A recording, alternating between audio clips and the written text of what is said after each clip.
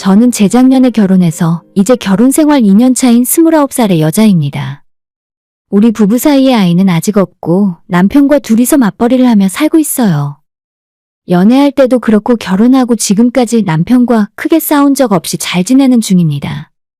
성격도 정말 잘 맞는 편이고 두 사람 사이에 의견 차이가 있으면 대부분 남편이 제게 맞춰주는 편이라 싸울 일이 없더라고요. 다만 시댁 사람들과는 제가 결혼하기 전부터 지금까지 꾸준하게 마찰이 있어 왔습니다. 처음부터 대놓고 싸웠거나 우리 결혼을 반대하셨다면 진작에 인연을 끊고 살던지 아예 결혼을 안 할 수도 있었을 텐데 뭔가 그렇게까지 하기엔 애매하게 기분 나쁜 정도라서 참고 살다 보니 여기까지 왔네요. 원래 고부 갈등이 다 그런 건 줄 알고 신경전만 벌이며 살았는데 얼마 전에 있었던 일 때문에 앞으로 다시는 잘 지내게 될 일은 없을 것 같아요. 저희 친정은 시댁에 비해서 여유로운 편이고 저는 학창 시절부터 부모님 도움을 많이 받아서 좋은 대학까지 나올 수 있었어요. 방학마다 미국이나 캐나다 등지로 어학연수를 몇 번이나 다녀왔고 아빠 친구분께서 운영하시는 회사에서 실무 경험과 인턴 경험도 대학 졸업 전에 쌓을 수 있었기 때문에 제 나이 24살 대학 졸업하자마자 이름만 들으면 알만한 괜찮은 회사에 취직을 할 수 있었습니다. 완전 초일류 대기업은 아니었지만 저희 쪽에서 알아주는 탄탄한 중견기업이었고 오히려 제 입장에서는 멀리 이사가지 않고 집에서 출퇴근할 수 있었기 때문에 월급 대부분을 저축할 수 있어서 좋았어요. 그러다 보니 지금 제 나이에 비해 많은 돈을 모았고 재작년에 부모님이 지원을 좀 해주셔서 결혼하기 전에 25평 아파트를 마련했어요. 물론 서울은 아니고 그 당시에 여기 집값이 그렇게 비싸지 않은 동네라 가능했던 일인데 지금은 이 주변 지역이 많이 변했고 새로 짓는 아파트도 많아져서 제가 사놓은 집도 덩달아 가격이 많이 올랐습니다. 당시에 만나던 지금의 남편과 결혼 이야기가 나오기 직전이었는데 저는 남편에게 내가 집 샀다고 이야기하지도 않았지만 공교롭게도 그로부터 얼마 지나지 않아서 남편이 제게 프로포즈를 하더라고요. 제가 있는 돈을 다 털어서 아파트 사는데 다 집어넣었기 때문에 지금 이 타이밍에 결혼을 하는 것이 맞는지 아니면 최소 1, 2년 정도는 더 준비해서 여유가 있을 때 결혼을 해야 할지 많은 고민이 있었어요.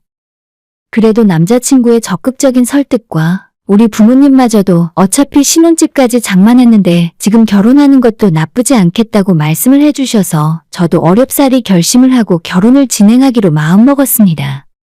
남자친구에게 우리 결혼하자고 대답하면서 사실 내가 사둔 집이 있다고 말을 했는데 당장 들어가서 살 신혼집이 있다고 하니 엄청 좋아하더라고요. 제가 집을 가져가니 남자친구 쪽에서 혼수를 맞춰오는 것으로 둘이서 협의를 했고 얼마 후엔 상견례까지 마치고 이제 결혼 날짜를 정하고 예식장만 정하면 다 끝나는 줄 알고 있었죠. 아무 문제 없이 일이 착착 진행되고 있었는데 그때 딴지를 걸고 나선 건 역시나 시어머니였어요. 제가 집을 다 해가는 상황에서 남자 쪽에서 당연히 혼수를 맞춰서 와야죠. 우리 나이에 전세도 아니라 자가로 시작하는 건데 이 정도는 협의하고 자시고 할 것도 없이 이건 너무나 당연한 상황이라고 생각했습니다. 그래서 설마 누군가 불만이 있을 거라 생각해 본 적 없었는데 시어머니께서 예단만큼은 제대로 맞춰주면 좋겠다며 고집을 부리시더군요. 아니, 보통 여자들이 예단하는 것이 사회적 통념인 것이 맞긴 하지만 저는 제가 집을 해서 들어가잖아요. 그러면 남자 쪽에서 우리 친정에 예단을 해서 보내도 시원찮은 판인데 결혼하는 저희 당사자끼리 협의해서 그런 것들은 하지 않기로 결정한 것을 자꾸만 뒤에서 딴소리하고 아쉽다는 식으로 말씀하시니 점점 짜증나고 스트레스 받더라고요. 차라리 혼수라도 제가 원한 물건들로 싹 맞춰서 해준다면 모를까? 남편이랑 가서 냉장고, 세탁기 등등 가전제품 모델을 싹 다 정해놓으면 나중에 시모랑 신우가 둘이 다시 가전제품 판매점에 찾아가서 그건 너무 비싸다며 비슷한 기능의 절반도 안 되는 이상한 제품을 저한테 들이댑니다. 이거 너가 고른 세탁기랑 똑같은 기능인데 이게 가격은 절반도 안 해. 꼭 대기업 제품 살 필요 있니? 그게 전부 돈 낭비야. 라는 식으로 어디서 만들어졌는지도 모르고 처음 들어보는 브랜드를 자꾸 추천하세요. 아니, 돈 아끼는 것도 정도껏 적당히 해야지 누가 혼수를 그런 식으로 맞춰서 결혼해요. 아예 그럴 거면 가전제품은 중고나라에서 사고 가구는 당근마켓에서 사서 결혼하게요? 남편도 처음에는 시어머니와 제 사이에서 싸움도 말려보고 이쪽 편도 들었다가 저쪽 편도 들었다가 중간에서 힘들어하더니 결혼 준비 거의 끝나갈 때쯤엔 시어머니와 신우가 하도 동동거리면서 잔소리를 해대니까 완전 학을 떼고 치를 떨더라고요. 우리 결혼인데 우리 마음대로 하는 거고 혼수랍시고 시댁에서 한 푼 도와주는 것도 아니에요. 남편이 회사 생활하면서 모아뒀던 돈도 적지 않기 때문에 부모님들 도움 없이도 충분히 혼수 다 맞추고도 남습니다. 돈 한 푼 보태준 적 없으면서 저런 식으로 난리 피우니까 남편도 자기 가족들이 부끄러웠는지 나중엔 저와 시댁 간의 신경전에서 한 번도 시어머니 편을 들어준 적 없었어요. 혼수 가성비로 싸게 맞추자고 하는 시댁 이야기를 싸그리 다 개무시하고 처음부터 제가 원하는 국내 대기업 최신 모델 제품들과 따끈한 신상 최고급 라인으로 싹 다 맞췄습니다. 그런데 그래봤자 제가 엄청 비싼 명품 소파 같은 거 살 것도 아니고 꼭 필요한 가전제품이랑 가구 다 맞추는데 3천만 원 정도 들었어요. 예단하자고 난리 피우는 것도 제가 남편 통해서 딱 잘라버리고 이불만 좀 좋은 거 사서 인사드린다는 생각으로 보내드리고 치워버렸습니다. 예단비니 뭐니 또 말도 안 되는 헛소리하면 이 결혼 엎어버리더라도 그런 호구짓은 안 한다고 마음먹고 있었는데 그런 제 마음을 읽은 건지 더 이상 시댁에서 뭐라 하진 않더라고요. 하지만 결혼식 올릴 때까진 조용하더니 결혼하고 나서 시댁 사람들이 제 얼굴만 보면 저보고 기분도 안 갖춰서 시집 왔다는 식으로 쑥덕거리며 이런저런 말이 많았어요. 그럴 때마다 내가 꿀릴 거 하나 없다는 생각으로 더 당당하게 고개 빳빳하게 들고 다녔고 자기들한테 굽히지 않는 모습이 마음에 들지 않았던 시모와 신우는 저를 더 잡아먹으려고 들었습니다.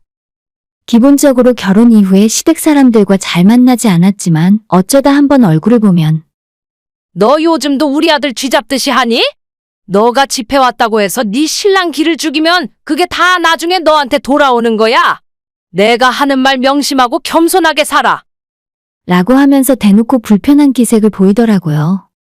저도 학창시절에 반장도 하고 전교회장까지 해보고 웬만한 자리에 가더라도 기가 죽어 할 말 못하는 타입이 아니라서 시댁 식구들이 저한테 뭐라고 하던 말던 생글생글 웃으며 그대로 받아쳐 주었습니다.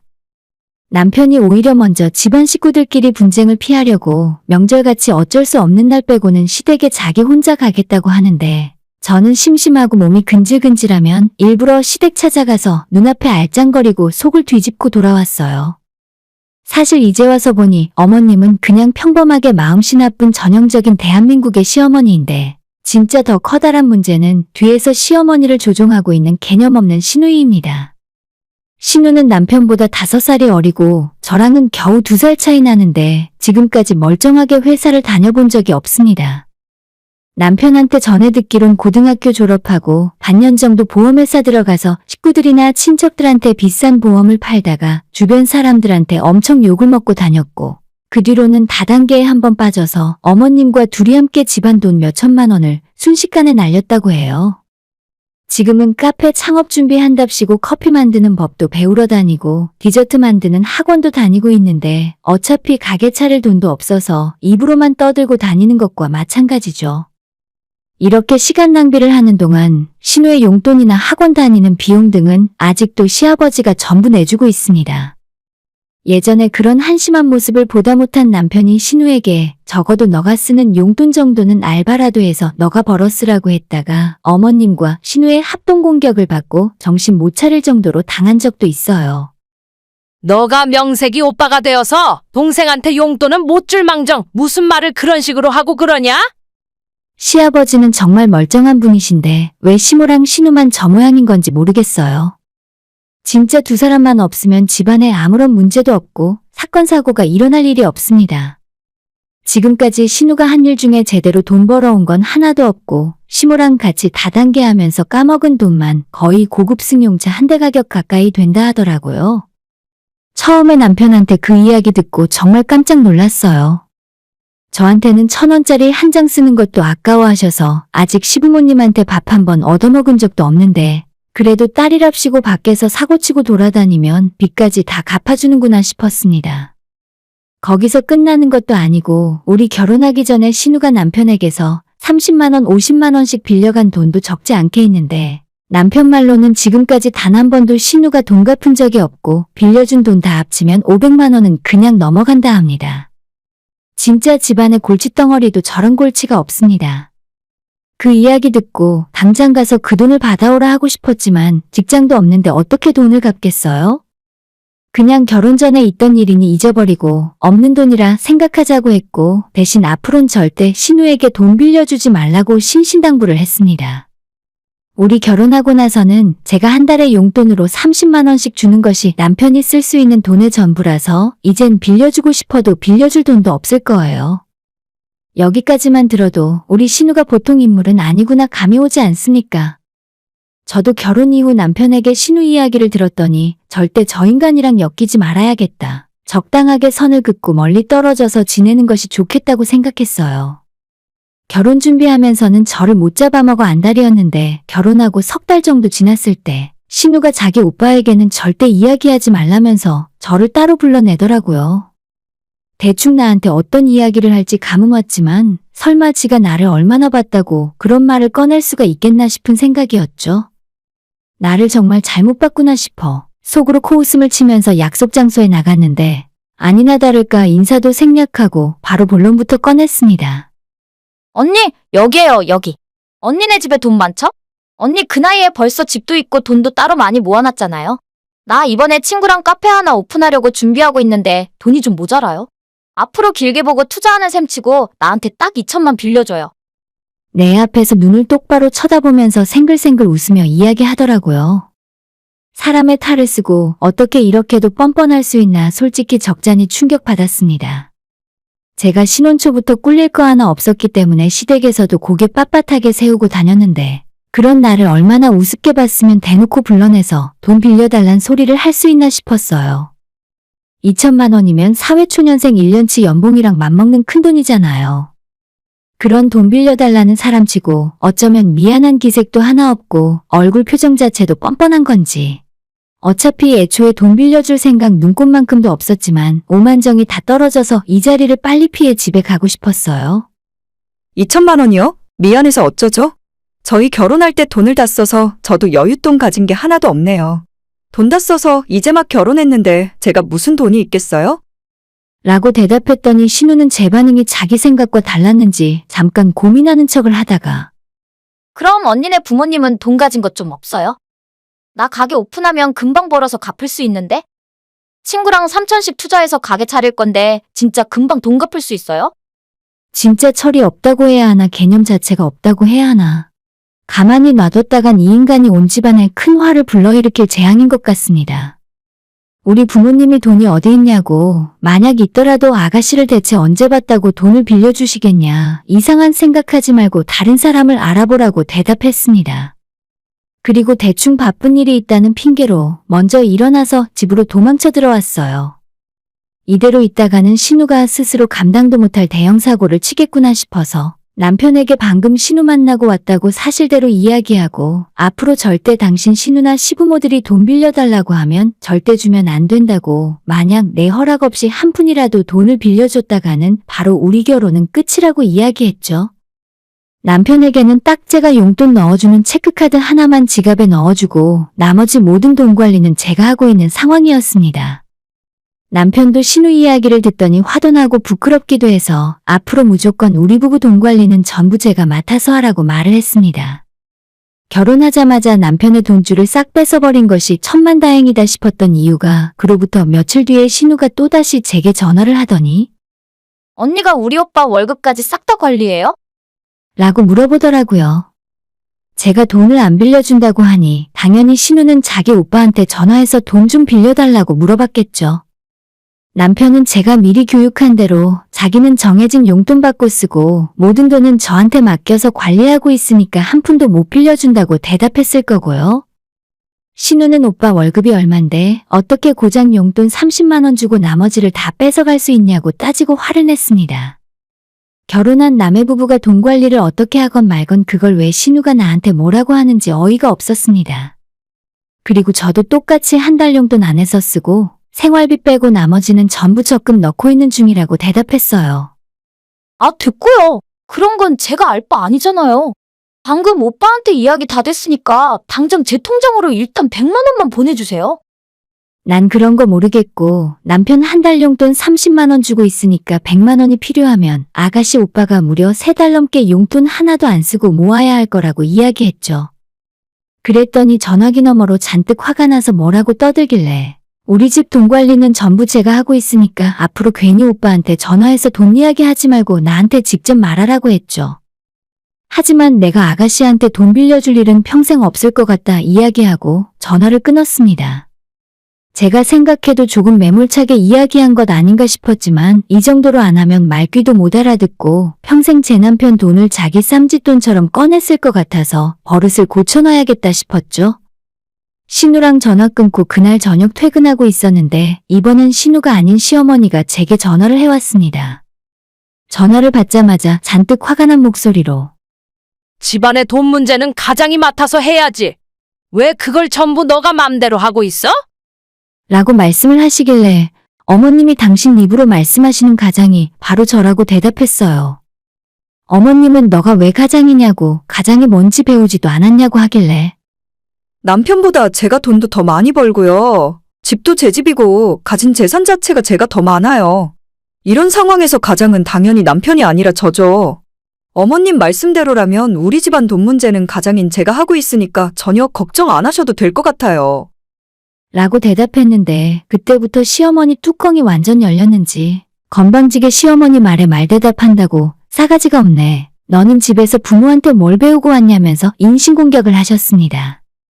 저랑 전화 끊기까지 거의 3분 가까이 쉬지 않고 제 욕을 하시는데 저는 아무 말 안 하고 듣기만 했어요.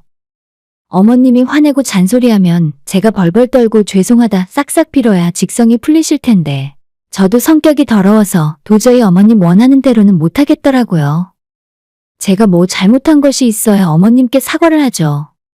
퇴근하고 집에 돌아와서 남편에게 아까 어머님이 제게 했던 전화통화 녹음된 내용을 들려주면서 당신 엄마가 나한테 이런 말을 하셨는데 난 이런 욕까지 먹어가며 당신 월급을 관리하고 싶지 않으니 앞으로 월급은 각자 관리하고 양가 부모님도 직접 알아서 챙기자고 했어요. 당신이랑 나는 같은 집에서 부부로 살지만 경제적으로 완전 남남이니까 서로 정확하게 생활비 반씩 내면서 살자고 엄포를 놓았더니 남편은 제가 하는 말에 아무런 대답도 하지 않고 그 대신 제가 보는 앞에서 시어머니한테 바로 전화를 걸었습니다. 엄마랑 동생 덕분에 나 이혼 당하게 생겼어. 아들 결혼해서 열심히 사는 게 그렇게 못마땅해. 내가 뭘 어디까지 해줘야 하는데? 맨날 전화해서 돈이나 달라고 할 거라면 그냥 우리 서로 연락하지 말고 살자. 라고 말하고는 어머님의 대답도 듣지 않고 딱 끊어버리더라고요. 그러더니 남편이 제게 미안하다 사과하고 어머님이 했던 이야기는 없던 일로 하자고 해서 돈 관리는 다시 예전처럼 하기로 했죠. 남편은 바로 그날 이후로 시댁과 연락하지 않겠다 선언했고 제 핸드폰에서도 시어머니와 신우의 연락처를 차단해버렸습니다. 그렇게 사건이 있은 후 한 달 정도 지난 어느 주말이었는데 남편이랑 늦은 아침 겸 점심을 먹고 소파에 늘어지게 누워있던 중이었어요. 정말 그 일이 있기 전까지는 조용하고 평화로운 주말이었는데 누군가 우리 집 초인종을 누르며 현관문을 쿵쿵 두드렸습니다. 토요일인데 누가 집으로 찾아왔나 싶어 인터폰을 확인해봤더니 어머님과 신우가 무작정 저희 집에 찾아왔어요. 제가 현관문을 열자마자 두 여자가 다짜고짜 쳐들어와서 너 때문에 자기 아들이 변했다고 식구들끼리 싸우고 얼굴 붉히게 된 건 전부 제 탓이라 하더라고요. 제가 시어머니를 무시하고 신우와 시댁 알기를 개밥에 도토리만도 못하게 여기니까 착하던 아들도 엄마 말도 안 듣는 거라며 오늘 자기들이 버릇을 단단히 고쳐놓으러 왔다고 두 여자가 집에 들어와서 고래고래 소리를 질렀습니다. 저는 여차하면 경찰에 신고하려고 핸드폰을 손에 쥐고 있었고 솔직히 말해서 악을 바락바락 쓰는 그 모습을 보니까 좀 웃겼어요.